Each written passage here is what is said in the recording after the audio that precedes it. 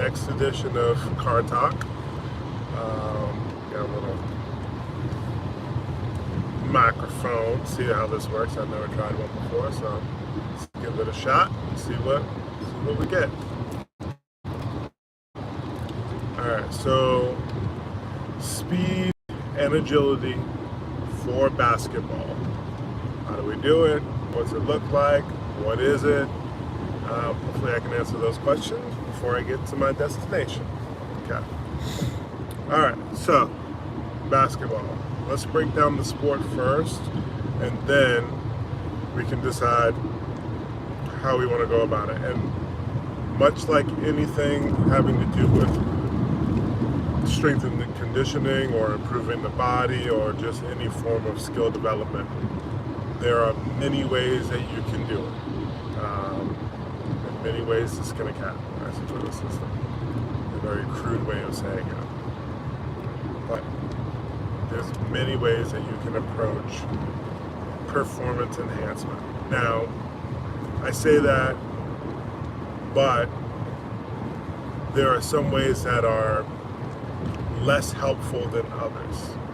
And you have to think about what makes the most sense for you, for your sport, for the athlete.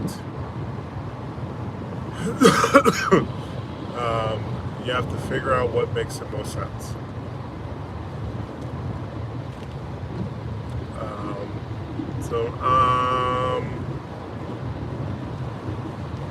I would say what's important is not choosing any exercises that will hurt you.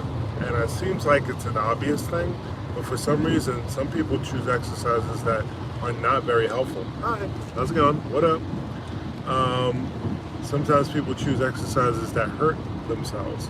Like if you have really tight hip flexors, and then you perform exercises that just kind of exacerbate it, make it worse, that's counterproductive to what you're trying to accomplish.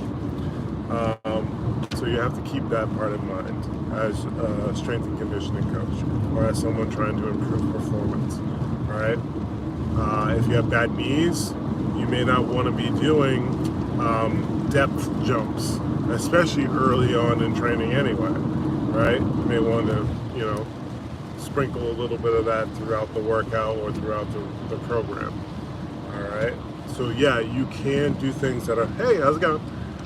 You can do things that are counterproductive, hey, what up, to improvement. And so you have to figure out, what up, bro? You have to figure out what makes the most sense for you when it comes to strength and conditioning, but more importantly, as we're talking about speed and agility. So what I would say is from hey, what up? How's it going, everybody? That's up. 208 people? Holy moly, that's crazy. Never seen something like that in my life. So I'm just talking about speed and agility for basketball players. Some people might be interested in it. If you're not, I understand. What's up? How's it going? I speak English. Unfortunately, I speak English. What up? So what I would say is, for speed and agility, what's important for basketball is that you have the ability, one, to get through a whole game, right? That's the most important part. You have to be able to get through an entire game. If you're in college, that's 40 minutes. If you're in high school, it's a little bit less. If you're at the pro level, obviously, 48 minutes. And you've got to, what up? And so you have to keep that part in mind as you're doing your conditioning. So now let's break it down just a little bit. All right.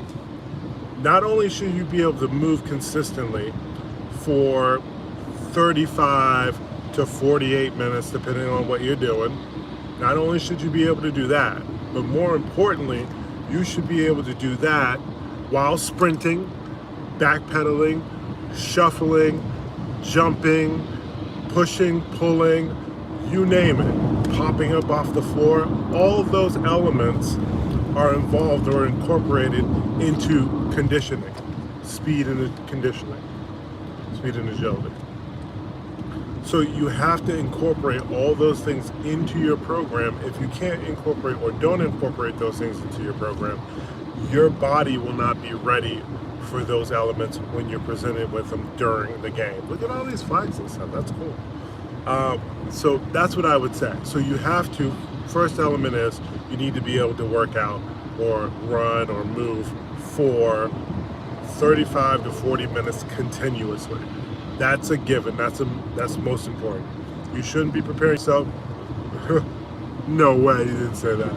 Did he? Funny. That's definitely not me. You need to be able to perform exercise, running, jumping, sprinting, for up to 40 minutes for college. And if you're talking about overtime, that's another monster too. You need to be able to do that. You also need to be able to sprint, backpedal, shuffle, all those things. In addition to jumping, stopping and starting, jumping off, getting off of the floor after falling down. There's all kind of elements that you have to incorporate into your program. What I would say is, you start small, 1 to 2 times a day, 1 to 2 times a day, 1 to 2 times a week, depending on where you are. If you've done this before, you can go as high as 3 days a week. But what I would say is 1 to 2 days a week of sprinting. Now, what I would also do is sprinting maximum speed with a little bit of jogging. If you can do that, incorporate that into your workouts, you'll be all right. You also need to make sure that you're incorporating some form of shuffling. All the elements that I mentioned earlier, things that occur in the game, you need to sprinkle those things throughout your program. But more importantly, because primarily what you're doing in basketball is sprinting, there needs to be a huge component of sprinting in your program. All right?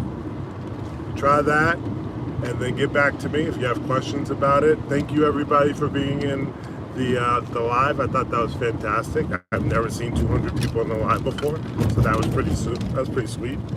But everybody have a good day. Stay safe. If you're in the Massachusetts area, avoid the rain. If you're not, and you're in other countries, seems like people are in other countries.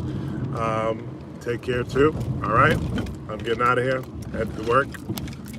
Peace.